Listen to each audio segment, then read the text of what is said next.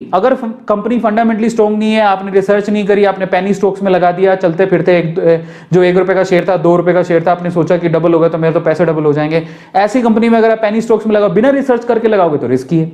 लेकिन अगर आप अच्छे शेयर्स में लगाओगे जिसके फंडामेंटल स्ट्रॉन्ग है तो रिस्की नहीं है।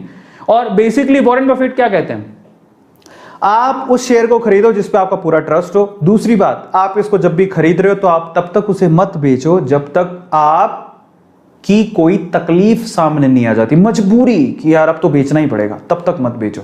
आपको 100% प्रॉफिट होगा ही होगा। सिर्फ 2 बातों का ध्यान रखना होता है। दूसरा सवाल होता है कि हम कितने रिटर्न से एक्सपेक्ट कर सकते हैं। तो देखो सिंपल सी बात है, देखो अगर आप किसी दोस्त की कंपनी में पैसा लगा रहे हो, ठीक है, अगर अगले साल उसे 10% का प्रॉफिट हुआ तो फिर आपको भी 10% के प्रॉफिट में 50% मिल जाएगा। अगर आपने 50% पैसा लगा रखा है तो सिंपल सी बात है। और उसे लॉस हुआ तो आपको भी लॉस होगा। तो प्रॉफिट और लॉस डिपेंड करता है बेसिकली कि वो कैसा परफॉर्म कर रहे हैं ईयर बाय ईयर, ठीक है। कई लोगों को भयंकर, अगर आप देखोगे 2020 में कुछ ऐसे शेयर थे जो 2021 में आते आते डबल रेट के हो गए, तो उनको बहुत प्रॉफिट हो गया। तो इट्स ऑल अबाउट, अपन ना कुछ फिक्स कह नहीं सकते कि किसमें कितना रिटर्न आएगा। कईयों के पैसे डबल हो जाते हैं, कईयों को 30% रिटर्न, किसी को 40% रिटर्न, किसी को माइनस में रिटर्न, लॉस में भी चला जाता है। होल्ड करके रखो तो 5 साल, जितना लंबे टाइम तक आप उसको होल्ड करके रखोगे